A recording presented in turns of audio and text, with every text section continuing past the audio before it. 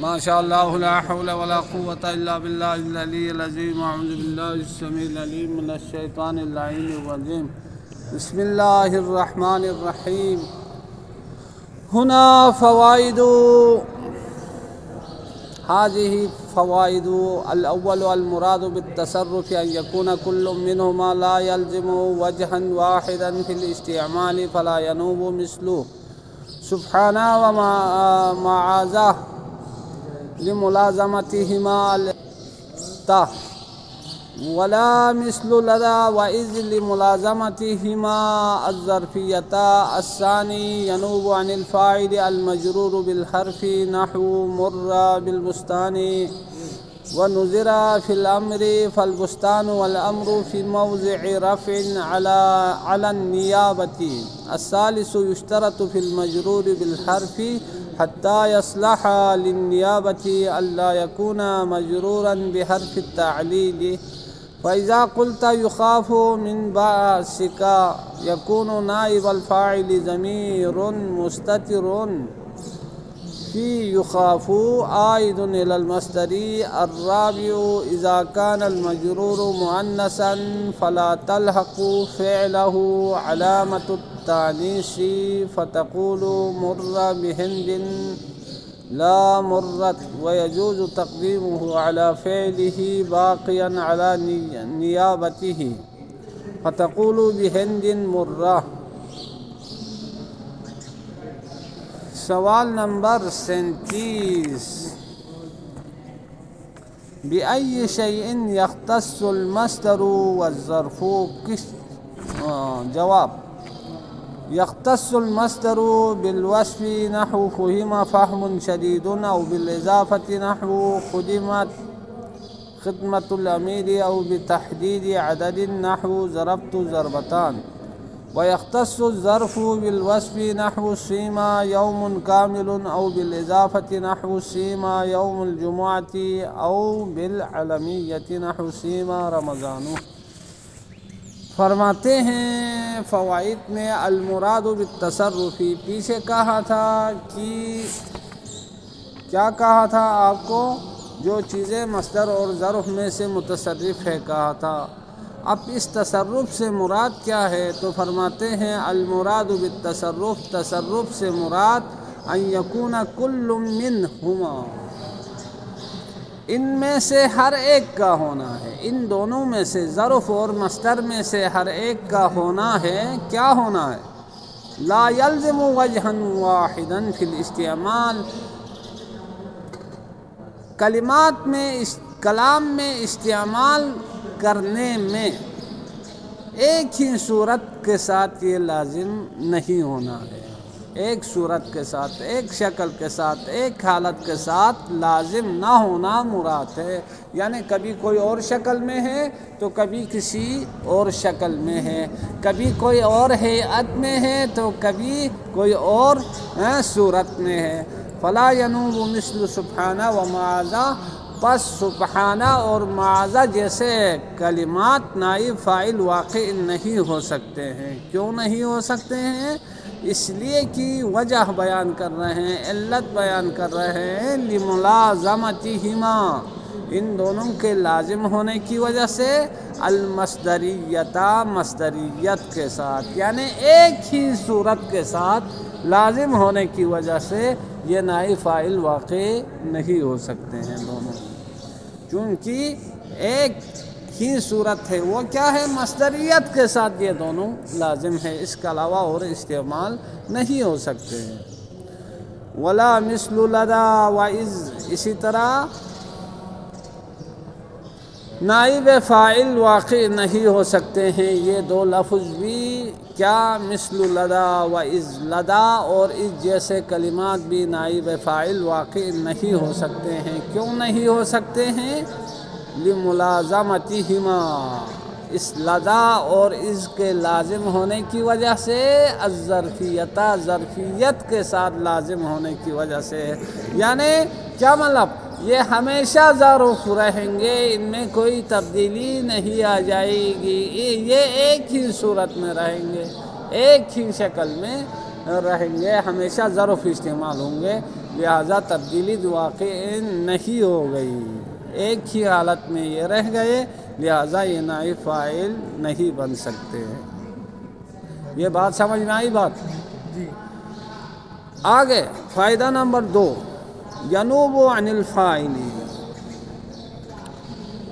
المجرور بالحرف، فاعل سے نائب واقع ہوتی ہیں وہ چیزیں جن کو جر دیا جاتا ہے حرف کے ذریعے۔ ہونا تو یہ چاہیے تھا مصنف کو ادھر ضمیر فصل کو لے کے آتے ہیں تاکہ ینوب کا فاعل مشخص ہو جائے، معین ہو جائے، لیکن مصنف نے بیچ میں فاصلہ نہیں لایا ہے، تو ہو سکے کچھ لوگ اس کو صفت موصوف سمجھیں۔ صفت موصوف نہیں ہے بلکہ المجرور بالحرف یہ فاعل ہے، کس کے لیے؟ ینوب کے لیے۔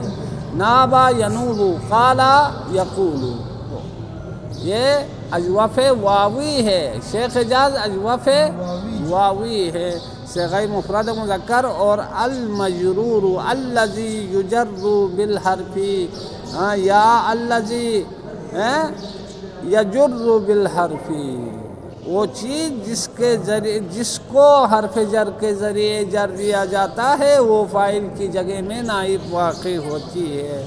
نحو مر بالبستانی، باغ سے گزرا جا چکا یا گزر چکا، سمجھ میں آئی بات؟ اب یہاں کیا ہے؟ مرہ فعل مجہول ہے، بستان اس کے لیے نائب فاعل ہے، بستان اس کے لیے نائب فاعل ہے، بستان باغ کو کہتے ہیں، اور یہاں با جو ہے بائے زائدہ ہے، بستان لفظاً تو مجرور ہے لیکن محلاً کیا ہے؟ مرفوع ہے، چونکہ مرہ فعل مجہول کے لیے نائب فاعل ہے۔ وَنُظِرَ فِي الْأَمْرِ، اور نظر کی گئی، غور کیا گیا کس کے بارے میں؟ فی الامر، امر کے بارے میں، حکم کے بارے میں، آرڈر کے بارے میں۔ تو یہاں نظرہ فعل مجہول ہے، الامری جو ہے اس کے لیے نائب فاعل ہے، اور فی نے اس کو جر دیا ہے، یہ ظرف واقع ہو رہا ہے، لفظاً تو یہ مجرور ہے لیکن محلاً یہ مرفوع ہے چونکہ نظرہ کے لیے نائب فاعل ہے۔ آگے مصنف خود واضح کر کے آپ کو بتا رہے ہیں، اچھی طرح بیان کر رہے ہیں کہ فالبستان والامر، پس لفظ بستان اور لفظ امر یہ دونوں اس مثال میں فی موضع رفع، رفع کی جگہ میں ہے، رفع کے مورد میں ہے، علی النیابتی، یعنی فاعل کے نائب واقع ہونے کی بنا پر، بنا بر نیابت کے یہ موضع رفع میں۔ الثالث، فائدہ نمبر 3، تیسرا فائدہ کیا ہے؟ یشترط فی المجرور بالحرف، شرط رکھی جاتی ہے اس چیز میں جو حرف جر کے ذریعے مجرور ہے اور نائب فاعل واقع ہوتی ہیں، تو اس چیز میں شرط رکھی جاتی ہے، مجرور بالحرف میں شرط رکھی جاتی ہے۔ کیوں رکھی جاتی ہے؟ حتیٰ یصلح للنیابہ، تاکہ وہ نائب فاعل واقع ہونے کی صلاحیت پیدا کرے۔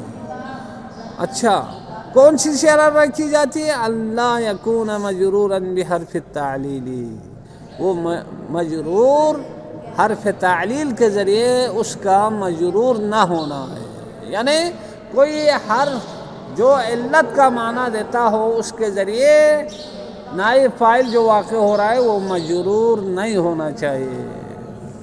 اللہ یکون مجرورا بحرف التعلیل، کہ وہ نائب فاعل واقع ہونے والا مجرور حرف تعلیل کے ذریعے مجرور نہ ہو، سمجھ میں آئی بات؟ یعنی اس پہ کوئی حرف تعلیل والا حرف جر داخل نہ ہو، اگر اس طرح کا ہو تو پھر اس صورت میں یہ نائب فاعل واقع نہیں ہو سکے گا۔ فَإِذَا قُلْتَ، پس جب آپ کہیں گے، کیا کہیں گے؟ یخاف من باسک،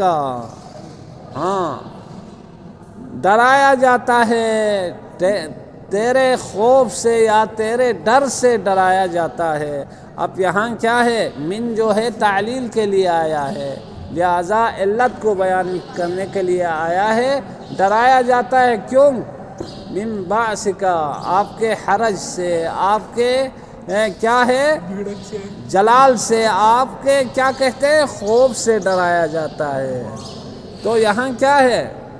یعنی من جو ہے تعلیل کے لیے آیا ہے، یعنی آپ کے خوف کی وجہ سے ڈرایا جاتا ہے، آپ کے حرج کی وجہ سے ڈرایا جاتا ہے، لہٰذا یہ من باسک نائب فاعل واقع نہیں ہو سکتا ہے۔ یکون نائب الفاعل ضمیر مستتر فی یخافو، تو ایسی صورت میں نائب فاعل ایک ایسی ضمیر ہوگا، ایک ایسی ضمیر ہوگی مستتر جو پوشیدہ ہوگی، فی یخافو، یخافو میں، عائد وہ ضمیر مستتر جو پلٹے گی الی المصدر، مصدر کی طرح۔ اچھا، یعنی کیا مطلب؟ جو کیا ہے؟ مصدر کی طرف لوٹے گی، کیا مطلب؟ ہاں، مصدر کی طرف لوٹے گی۔ مصدر خود تو نائب فاعل واقع نہیں ہو سکا، لیکن وہ ضمیر اس مصدر کی طرف لوٹے گی، ابھی باعث کی طرف وہ ضمیر لوٹے گی۔ دانتوں کو چھپا کے رکھیں۔ الرابع، چوتھے نمبر پہ، فائدہ نمبر 4، اذا کان المجرور مؤنثا، جس چیز کو جر دیا جاتا ہے وہ کیا ہو؟ مؤنث ہو، تو فلا تلحق فعلہ، ایسے نائب فاعل کے فعل کے ساتھ ملحق نہیں کیا جاتے ہیں، کس کو؟ علامت، ایسے مجرور مؤنث کے فعل کے ساتھ، یعنی ایسے نائب فاعل کے فعل کے ساتھ ملحق نہیں ہوتی ہے، لگتی نہیں ہے، کیا؟ علامت التانیثی، تانیث کی علامت۔ فتقول، پس آپ کہیں گے، مر بہند، ہند گزر چکی، ہند گزر چکی، لا مرت، یہاں آپ فعل کو مؤنث لا کے مرت نہیں پڑھ سکتے ہیں، اگرچہ نائب فاعل مؤنث ہے، لیکن پھر بھی کیا کہتے ہیں؟ فعل کو آپ مؤنث نہیں لا سکتے ہیں۔ مرہ فعل مجہول، با باء زائدہ، ہندن لفظاً مجرور ہے با کی وجہ سے، اور محلاً مرفوع ہے نائب فاعل ہونے کے اعتبار سے۔ لا مرت، ہاں، یعنی لا یجوز مرہ، آپ مرت نہیں کہہ سکتے، مرت کا کہنا جائز نہیں ہے۔ وَيَجُوزُ تَقْدِيمُهُ عَلَى فِعْلِهِ، اور مجرور مؤنث کو مقدم کرنا جائز ہے، علی فعلہ، اس کے فعل پر، باقیاً علی نیابتہ، اس کی نیابت کو باقی رکھتے ہوئے، برقرار رکھتے ہوئے۔ فتقول، پس آپ کہیں گے، بہندن مرہ، عورت گزر چکی۔ اب ہندن کیا ہے؟ یہ نائب فاعل ہے، لفظاً تو مجرور ہے لیکن محلاً مرفوع ہے، اور مرہ اس کے لیے فعل مجہول ہے، یعنی ہندن مرہ کے لیے نائب فاعل ہے۔ اب کیا ہے؟ اگر کوئی اس میں مرفوع مقدم ہو جاتا تو وہ نائب فاعل نہیں بن سکتا تھا، کیونکہ وہاں احتمال مبتدا ہے، لیکن یہ مجرور ہے تو مبتدا بننے کا احتمال ختم ہو جاتا ہے لفظاً، اس لیے یہ مقدم ہو سکتا ہے۔ سمجھ میں آئی بات؟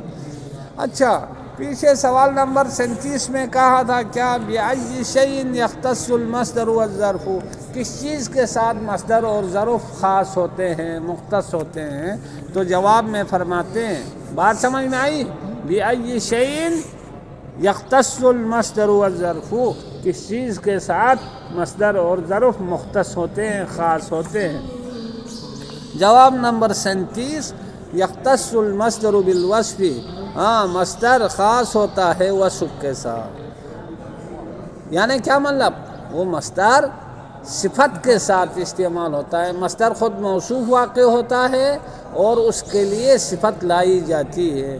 نحو فہم فہم شدید، ہاں، سمجھایا گیا سخت طریقے سے سمجھانا، سمجھایا گیا سخت طریقے سے سمجھانا۔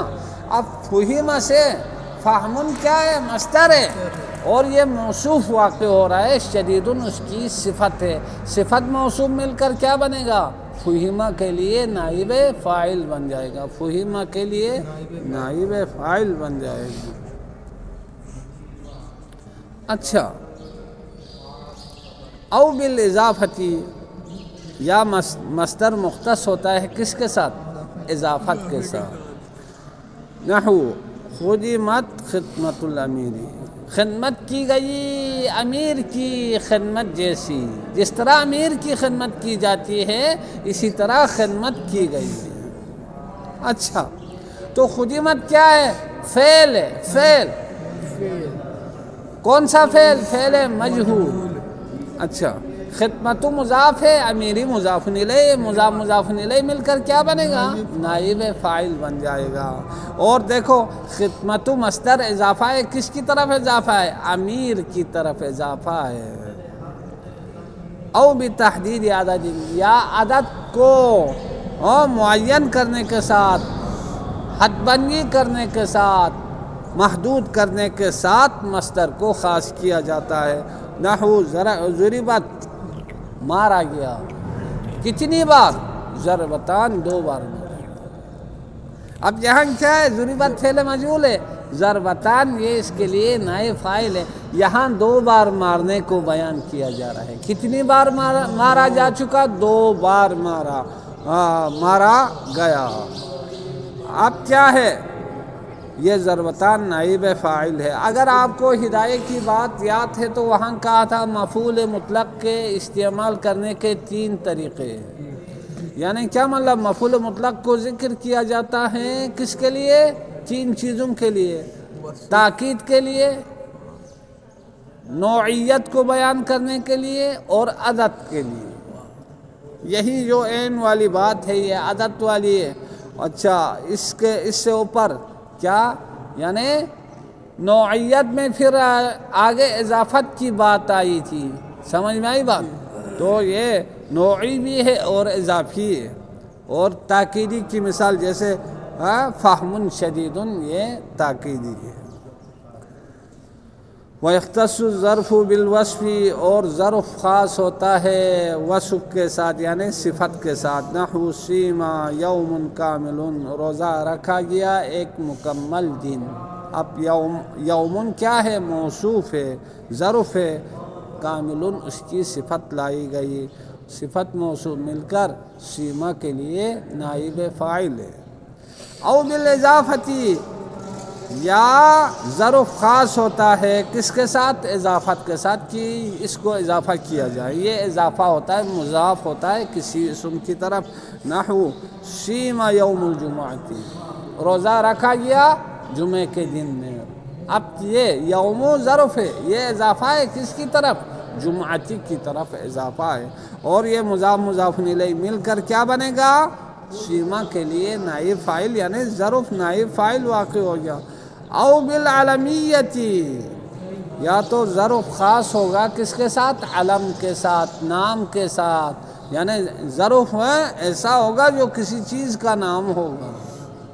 نحو جیسے صِیمَ رمضان، رمضان میں روزہ رکھا گیا۔ اب رمضان ظرف زمان ہے، ایک